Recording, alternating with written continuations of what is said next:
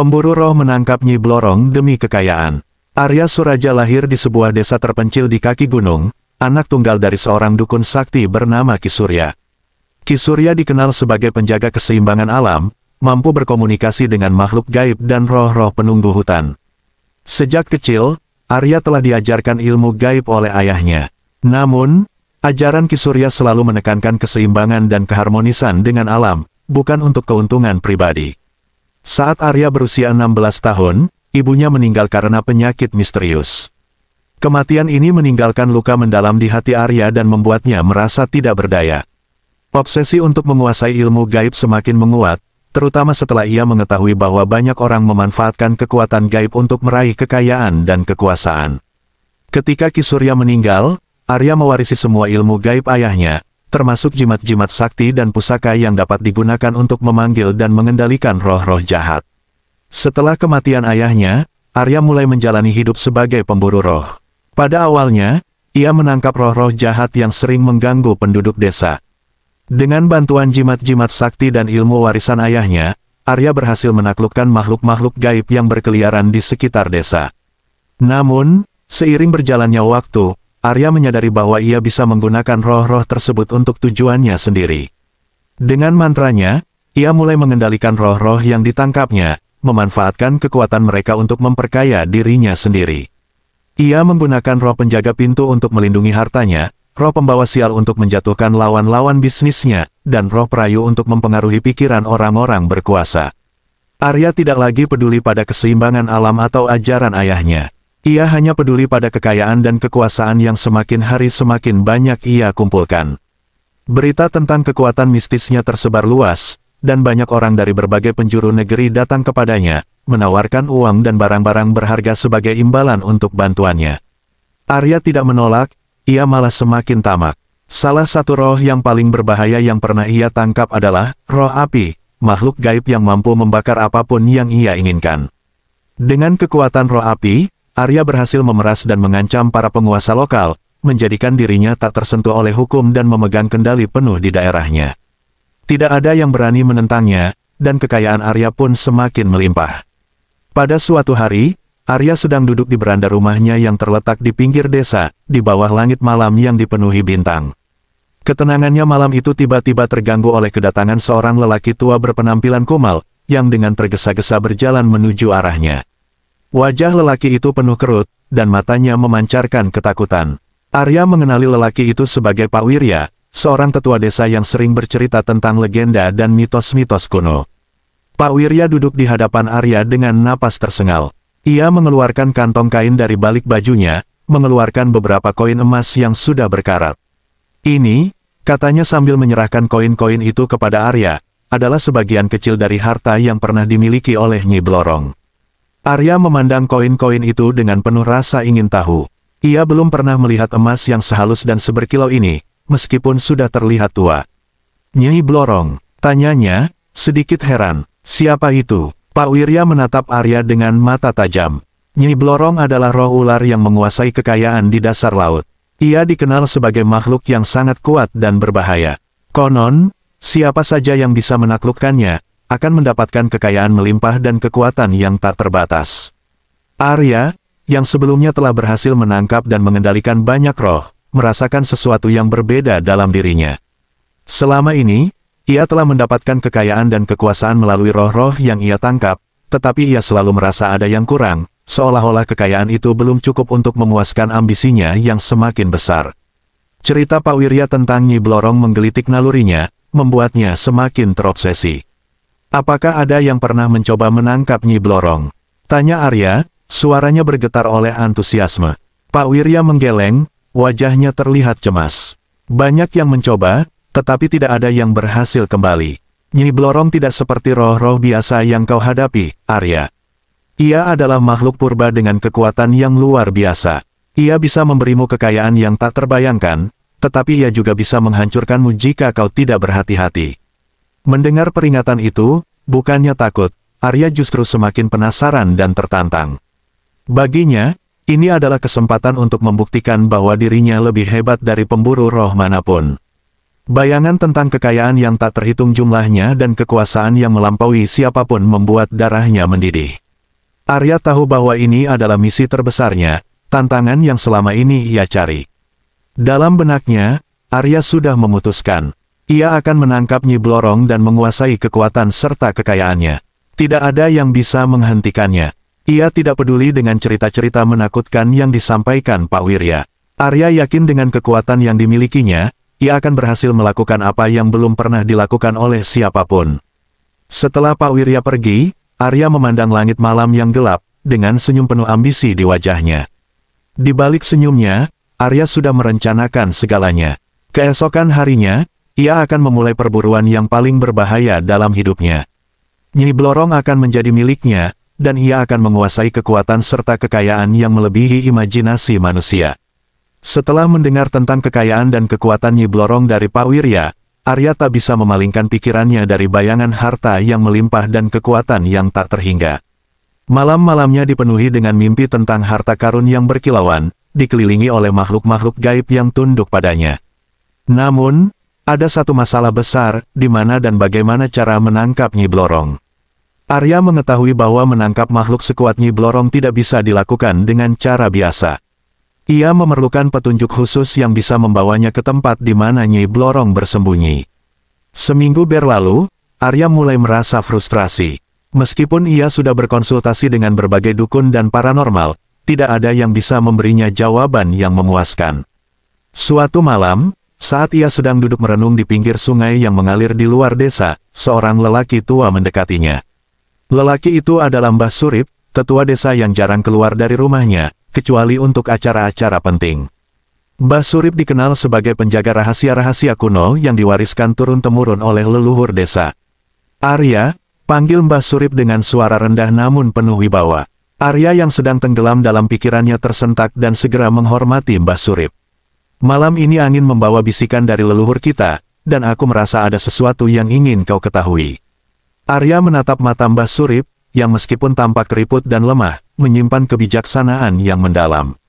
Aku mendengar kau sedang mencari Nyi Blorong, lanjut Mbah Surip tanpa ragu.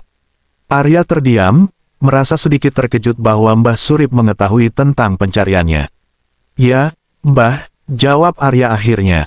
Aku ingin menangkapnya dan menggunakan kekuatannya untuk kepentinganku. Mbah Surip menghela napas panjang. Kau tahu, Arya, Nyi Blorong bukan sekadar makhluk gaib biasa. Ia adalah penjelmaan dari kekuatan alam yang sangat tua dan sangat berbahaya. Menghadapinya berarti menantang kekuatan yang bahkan para leluhur kita tak berani ganggu. Namun, Arya sudah terlalu jauh dalam obsesinya. Aku sudah menangkap banyak roh kuat, Mbah. Nyi Blorong tidak akan berbeda. Aku bisa mengendalikannya, kata Arya dengan nada penuh percaya diri.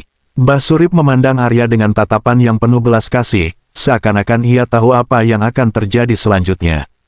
Jika kau memang bertekad, ada satu cara untuk menemukannya, katanya dengan nada hati-hati. Pergilah ke hutan Brojojati, di sana kau akan menemukan sebuah danau yang tersembunyi di tengah-tengah hutan. Di bawah sinar bulan purnama, lemparkan persembahan berupa emas murni ke dalam danau itu. Jika Nyi Blorong menerima persembahanmu, ia akan muncul. Arya merasa darahnya berdesir mendengar petunjuk itu. Namun, ia juga menyadari nada peringatan dalam suara Mbah Surip. Tapi ingat, Arya, lanjut Mbah Surip dengan tegas. Nyi Blorong adalah makhluk yang penuh tipu daya. Jika kau gagal menaklukkannya, kau akan menjadi budaknya untuk selamanya, atau lebih buruk lagi, kau mungkin tak pernah kembali dari perburuan ini. Meskipun peringatan itu jelas, Arya sudah terlanjur dibutakan oleh ambisi dan keserakahannya. Ia membayangkan kekayaan yang akan segera ia dapatkan, lebih banyak daripada yang pernah ia impikan. Terima kasih atas petunjuknya, Mbah, jawab Arya, namun tanpa rasa gentar sedikitpun. Mbah Surip hanya bisa menggelengkan kepala, menyadari bahwa peringatan yang ia berikan tidak cukup kuat untuk menghentikan Arya. Aku sudah melakukan bagianku, gumam Mbah Surip sambil berjalan pergi, meninggalkan Arya yang masih tenggelam dalam lamunan kekayaan dan kekuasaan. Keesokan harinya, Arya mempersiapkan dirinya dengan jimat-jimat terkuat yang ia miliki, serta sejumlah emas murni untuk persembahan. Dalam benaknya, tidak ada lagi keraguan. Ia yakin bahwa ia akan berhasil menangkap Nyi Blorong dan menggenggam kekuatan yang akan membuatnya tak terkalahkan. Arya tiba di hutan Brojojati saat matahari mulai terbenam, membawa segalanya yang ia butuhkan untuk ritual pemanggilan. Tempat ini terkenal dengan keangkerannya, dan banyak penduduk desa yang enggan mendekatinya, bahkan di siang hari. Namun, bagi Arya, ini adalah satu-satunya tempat di mana ia bisa memanggil Nyi Blorong. Ia berjalan melewati pepohonan besar yang menjulang tinggi, di mana angin berdesir lembut seolah-olah membisikkan rahasia-rahasia kuno yang terlupakan. Jalan setapak yang dilaluinya semakin menurun, hingga akhirnya ia tiba di tepi sebuah danau yang tersembunyi di tengah-tengah hutan. Danau itu tampak tenang, namun ada sesuatu yang menakutkan di dalam kedalamannya. Setelah memastikan bahwa semuanya siap, Arya mulai mengatur alat-alat ritualnya. Ia membentangkan kain hitam di tanah, menempatkan lilin-lilin berwarna emas di setiap sudut, dan menyalakan dupa yang mengepul dengan aroma kemenyan. Di tengah-tengah kain itu, ia meletakkan beberapa batang emas murni yang telah ia siapkan sebagai persembahan. Saat bulan purnama mulai naik ke langit, sinarnya memantulkan cahaya perak di permukaan danau, menciptakan suasana yang semakin mistis. Arya kemudian berdiri di tepi danau, merentangkan tangan ke arah langit, dan mulai melantunkan mantra-mantra kuno yang telah ia pelajari dari kitab warisan ayahnya. Suara mantra Arya menggema di antara pepohonan, seakan-akan hutan itu sendiri ikut bergetar mendengar panggilannya. Ia mengulangi mantranya, semakin cepat dan semakin intens, hingga suara angin berubah menjadi raungan keras yang berputar di sekelilingnya.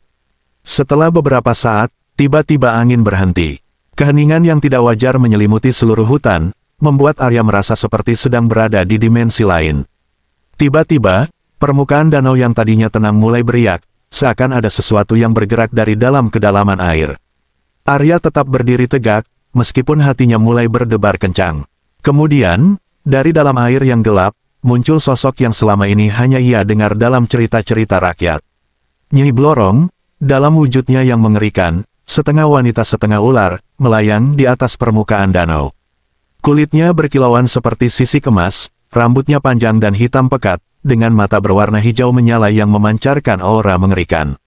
Nyi Blorong menatap Arya dengan sorot mata tajam, seolah-olah ia bisa melihat ke dalam jiwa pemuda itu. "Siapa yang berani memanggilku?" Suaranya terdengar seperti bisikan ribuan suara, menggema di seluruh hutan. Arya, yang telah mempersiapkan dirinya untuk momen ini, dengan cepat mengeluarkan jimatnya dan mulai melantunkan mantra pengendali. Ia yakin bahwa dengan kekuatan yang dimilikinya, ia bisa menundukkan Nyi Blorong dan memanfaatkan kekuatannya. Namun, seiring dengan mantra yang ia ucapkan, Nyi Blorong hanya tersenyum, senyuman yang tidak manusiawi, penuh dengan kesadaran akan kekuatannya sendiri. Suasana sekitar Arya berubah dengan cepat, angin kembali berhembus kencang, tapi kali ini lebih dingin dan menakutkan. Saat Arya menyelesaikan mantranya dan mencoba mengikat Nyi Blorong dengan kekuatan mistisnya, ia merasa ada sesuatu yang tidak beres. Biasanya, roh-roh yang ia tangkap akan menunjukkan tanda-tanda penundukan, kehilangan kekuatan atau ketakutan, tapi Nyi Blorong hanya tertawa, suaranya mengguncang pepohonan di sekeliling mereka. "Mengendalikan aku?" tanya Nyi Blorong dengan nada mengejek. "Kau pikir aku selemah roh-roh yang kau perbudak? Kekuatanku jauh melampaui apa yang bisa kau bayangkan, anak manusia." Arya mulai merasa kehilangan kendali. Ia mengerahkan seluruh tenaganya, mencoba memperkuat mantranya, namun Nyi Blorong tidak menunjukkan tanda-tanda kelemahan. Sebaliknya, ia semakin mendekat ke Arya, membuat pemuda itu mulai merasa takut. Arya akhirnya menyadari bahwa ia telah membuat kesalahan besar. Kekuatannya tidak sebanding dengan kekuatan Nyi Blorong. Mantranya, yang selama ini begitu efektif, seolah-olah tidak berpengaruh sama sekali pada makhluk yang berdiri di hadapannya. Semua upaya untuk mengendalikan Nyi Blorong berakhir sia-sia. "Arya," suara Nyi Blorong berubah lembut, namun penuh ancaman. "Kau telah memanggilku, dan sekarang kau harus membayar harga atas kesombonganmu." Saat Arya menyadari bahwa kekuatannya tidak mampu menundukkan Nyi Blorong, ia tahu bahwa hanya ada satu cara untuk selamat dari amukan makhluk tersebut. Dengan cepat, ia merogoh ke dalam sakunya dan mengeluarkan jimat khusus, sebuah kain hitam yang diberi raja kuno oleh ayahnya. Jimat itu dibuat dengan pengorbanan besar dan dirancang untuk menahan kekuatan roh-roh yang paling kuat. Nyi Blorong, yang tadinya hanya mempermainkan Arya, menyadari ancaman dari jimat tersebut. Mata hijau berkilau miliknya menyipit, dan seketika itu pula, ia melancarkan serangan. Tubuhnya yang setengah ular melesat cepat seperti kilat, berusaha menyerang Arya dengan cakar tajam yang bisa merobek daging manusia dalam sekejap. Arya dengan gesit menghindar, namun serangan Nyi Blorong begitu cepat dan brutal, hingga beberapa kali ia hampir terkena. Angin kencang berhembus dari setiap serangan Nyi Blorong, menciptakan badai yang mengguncang pepohonan di sekeliling mereka. Ranting dan dedaunan beterbangan di udara, menciptakan suasana kacau yang seolah menambah kengerian dari pertempuran ini. Sementara itu, Arya mulai merapalkan mantra dari dalam hatinya, fokus pada jimat yang ia genggam. Ia tahu bahwa jimat itu hanya bisa digunakan sekali dan hanya akan bertahan sebentar, tetapi dalam waktu singkat itu, ia harus membuat Nyi Blorong cukup lemah untuk ditangkap. Jimat itu, menurut ajaran ayahnya, dibuat dengan darah suci dari leluhur mereka, yang memiliki kekuatan untuk menahan roh-roh terkuat. Dengan sekuat tenaga, Arya melemparkan jimat itu ke arah Nyi Blorong sambil mengucapkan mantra pengurung yang rumit. Saat jimat itu menyentuh tubuh Nyi Blorong, cahaya hitam keunguan memancar, melingkupi seluruh tubuh Nyi Blorong dan membungkusnya seperti penjara tak kasat mata. Nyi Blorong menjerit keras, suaranya bergema hingga ke seluruh hutan, membuat tanah bergetar hebat. Ia menggeliat, mencoba melawan ikatan yang dibuat oleh jimat itu, namun setiap kali ia bergerak, jimat itu mengencang, membuatnya semakin sulit untuk melepaskan diri. Arya menahan napas, mengetahui bahwa momen ini adalah satu-satunya kesempatan yang ia miliki. Untuk beberapa detik yang terasa seperti selamanya, Nyi Blorong berhasil ditahan. Aura mengerikan dari tubuhnya perlahan meredup, dan kekuatan yang tadinya tak tertandingi mulai surut. Hutan yang tadinya penuh dengan suara ledakan energi mistis kembali hening, hanya ada suara napas Arya yang tersengal-sengal dan jeritan tertahan dari Nyi Blorong yang masih berusaha bebas. Arya melihat ini sebagai tanda kemenangan sementara. Dengan hati-hati, ia mendekati Nyi Blorong yang kini berada dalam keadaan setengah terkurung oleh jimatnya. Mata Nyi Blorong menatapnya dengan penuh kebencian, namun Arya tidak mundur. Ia mengeluarkan botol kecil dari tasnya, botol yang di dalamnya terdapat cairan hitam pekat yang dibuat khusus untuk mengurung roh jahat. Botol itu diberi raja khusus yang dirancang untuk menangkap dan mengurung roh seperti Nyi Blorong. Dengan satu mantra terakhir, Arya membuka botol itu dan mendekatkannya ke arah Nyi Blorong. Cairan hitam di dalam botol mulai bergerak, menarik kekuatan dari tubuh Nyi Blorong. Secara perlahan, roh kuat itu mulai tersedot ke dalam botol, berusaha meronta namun tak kuasa melawan kekuatan dari jimat dan mantra Arya. Setelah berhasil menangkap dan mengurung Nyi Blorong dalam botol keramatnya, Arya segera merasakan lonjakan kekuatan yang belum pernah ia alami sebelumnya. Nyi Blorong, meskipun terkurung, masih memiliki kekuatan yang luar biasa, dan Arya, yang sudah terobsesi dengan kekayaan dan kekuasaan, tidak bisa menahan godaan untuk menggunakan kekuatan itu demi keuntungannya sendiri. Di malam pertama setelah penangkapan, Arya duduk di dalam gubuknya yang sederhana, memandangi botol kaca yang kini berisi kekuatan makhluk paling menakutkan di dunia gaib. Dengan niat penuh keserakahan, Arya memutuskan untuk mencoba menggunakan kekuatan Nyi Blorong untuk pertama kalinya. Arya mengeluarkan botol tersebut dan mulai merapal mantra yang akan menghubungkannya dengan kekuatan Nyi Blorong. Mantra itu adalah salah satu ajaran ayahnya yang memperingatkan untuk tidak digunakan sembarangan. Saat mantra selesai diucapkan, energi dingin menyelimuti tubuh Arya, seperti aliran listrik yang mengalir melalui nadinya. Matanya berubah menjadi hijau terang, sama seperti Nyi Blorong, dan ia merasakan kekuatan yang luar biasa mengalir ke dalam dirinya. Dengan kekuatan itu, Arya mulai mengendalikan kekayaan. Ia menggunakan kekuatan gaib untuk menemukan emas dan permata yang terkubur di dalam tanah. Dalam beberapa minggu, Arya berhasil mengumpulkan harta karun yang tidak ternilai harganya. Dengan sekali perintah, emas muncul dari tanah, mengalir seperti air menuju kakinya. Dalam waktu singkat, ia menjadi salah satu orang terkaya di desanya, membuat banyak orang iri dan kagum. Namun, kekayaan itu hanyalah awal dari ambisi Arya.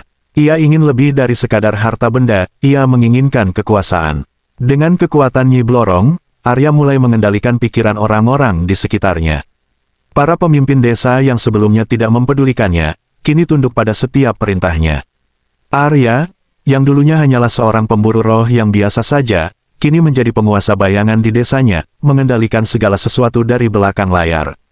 Ia menggunakan kekuatan Nyi Blorong untuk menciptakan ilusi dan ketakutan di antara penduduk desa. Mereka melihat hal-hal yang tidak nyata, mendengar bisikan di malam hari yang membuat mereka tunduk kepada Arya. Orang-orang yang menentang atau curiga kepadanya segera mendapatkan kunjungan dari makhluk gaib yang diperintah Arya, membuat mereka mundur dan patuh. Namun, dengan setiap kali Arya menggunakan kekuatan Nyi Blorong, ia mulai merasakan sesuatu yang aneh dalam dirinya. Awalnya, hanya perasaan lelah yang luar biasa setelah menggunakan kekuatan itu, tapi perlahan-lahan, ia mulai merasakan perubahan fisik. Kulitnya menjadi lebih pucat, dan pada beberapa malam, ia merasa kesulitan untuk mengontrol dirinya sendiri. Terkadang, ketika ia melihat ke cermin, ia akan melihat bayangan Nyi Blorong dalam dirinya, senyuman licik yang sama, mata hijau yang dingin, dan kulit yang mulai menunjukkan sisik halus, mirip dengan ular. Arya mulai mengalami mimpi buruk yang berulang-ulang. Dalam mimpinya, Nyi Blorong muncul, tersenyum dengan licik, memperingatkan bahwa setiap kekuatan ada harganya. Suara desisnya menggema di kepala Arya, menanamkan ketakutan yang semakin mendalam. Meskipun demikian, Arya terlalu serakah dan sudah terlalu jauh dalam misinya untuk mundur. Ia mengabaikan peringatan dalam mimpinya, tetap menggunakan kekuatan Nyi Blorong untuk mendapatkan lebih banyak kekayaan dan kekuasaan. Tanda-tanda kutukan itu semakin nyata.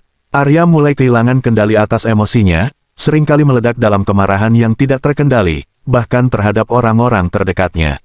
Orang-orang mulai menjauh, takut dengan perubahan yang mereka lihat dalam dirinya. Tak ada yang tahu apa yang terjadi, tetapi semua bisa merasakan aura kegelapan yang menyelubungi Arya.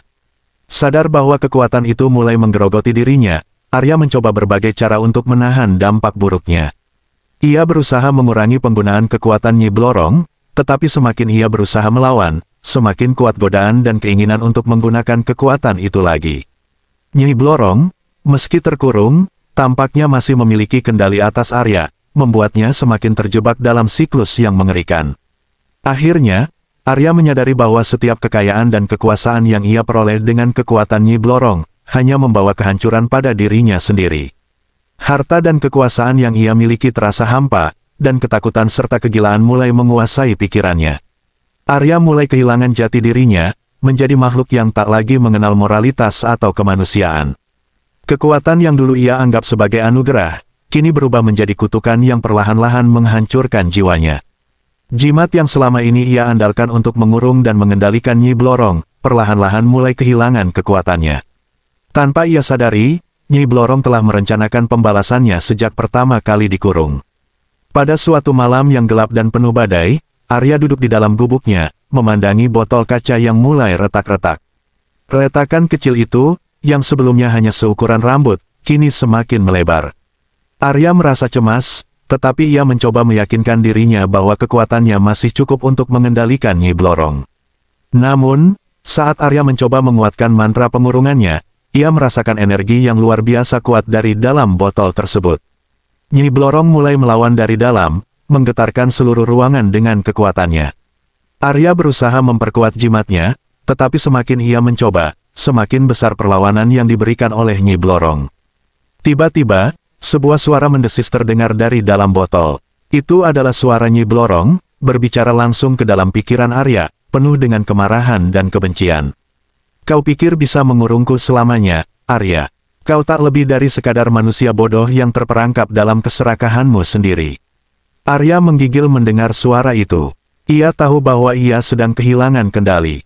Dengan panik, ia mencoba menggunakan seluruh kekuatannya untuk menahan Nyi Blorong, tetapi mantranya tidak lagi efektif. Cahaya hijau mulai bersinar dari dalam botol, dan retakan-retakan itu semakin membesar, memancarkan aura jahat yang menakutkan. Dalam sekejap, botol itu meledak, dan Nyi Blorong muncul dalam wujud aslinya, seorang wanita dengan tubuh bersisik seperti ular, dengan mata hijau menyala penuh dendam. Ia tertawa keras, suaranya menggema di seluruh gubuk, membuat Arya mundur ketakutan. Akhirnya, aku bebas, seru Nyi Blorong, senyumnya penuh kemenangan. Arya mencoba melarikan diri, tetapi seketika itu juga Nyi Blorong mengayunkan tangannya, dan Arya terpaku di tempat, tidak bisa bergerak. Nyi Blorong mendekatinya dengan lambat, menikmati ketakutan yang terpancar dari mata Arya. Aku telah menunggumu untuk membuat kesalahan, dan sekarang saatnya bagiku untuk membalas dendam, kata Nyi Blorong dengan suara dingin. Ia mengangkat tangannya dan mulai merapal mantra kuno yang membuat udara di sekitar mereka menjadi dingin. Arya merasa tubuhnya mulai berubah. Kulitnya mengeras, mulai berubah menjadi sisik seperti ular. Ia merasakan rasa sakit yang luar biasa saat tubuhnya mulai bertransformasi. Sementara itu, Nyi Blorong melanjutkan mantranya, mengutuk Arya menjadi makhluk yang mirip dengannya, setengah manusia, setengah ular. Namun, itu bukanlah hukuman yang paling buruk. Nyi Blorong, dengan kekuatan penuhnya, mengutuk jiwa Arya. Setiap malam, Arya akan dihantui oleh mimpi buruk yang tak berkesudahan, melihat dirinya perlahan-lahan kehilangan kemanusiaannya, menjadi monster yang dibenci dan ditakuti oleh semua orang. Kegilaan mulai merasuk ke dalam pikiran Arya, menggerogoti kewarasannya sedikit demi sedikit. Seiring waktu, segala kekayaan dan kekuasaan yang Arya peroleh mulai hancur. Emas yang ia kumpulkan berubah menjadi pasir, hancur menjadi debu di hadapannya. Pengikutnya, yang dulu tunduk padanya, sekarang lari ketakutan saat melihat wujudnya yang mengerikan. Arya, yang dulu merasa kuat dan tak terkalahkan, kini hidup dalam kesendirian dan kehancuran. Setiap hari, tubuhnya semakin berubah, dan setiap malam, mimpinya semakin mengerikan. Ia berusaha melawan kutukan itu, tetapi semuanya sia-sia. Kekuatan Nyi Blorong terlalu besar untuk dilawan, dan akhirnya, Arya hanya bisa pasrah menerima nasibnya. Pada akhirnya, Arya menjadi bayang-bayang dari dirinya yang dulu. Ia menghabiskan hari-harinya berkeliaran di hutan, bersembunyi dari pandangan manusia, takut akan cermin yang memantulkan wujudnya yang mengerikan. Dalam kehancuran total, ia menyadari bahwa keserakahannya telah menghancurkan segalanya, kekayaannya, kekuasaannya, dan bahkan jiwanya. Nyi Blorong, puas dengan balas dendamnya, kembali ke dunianya yang penuh dengan misteri, meninggalkan Arya dalam penderitaan abadi. Arya, sang pemburu roh yang dulu ditakuti, kini hanyalah legenda tragis, peringatan bagi siapapun yang berani bermain dengan kekuatan yang tidak bisa mereka kendalikan.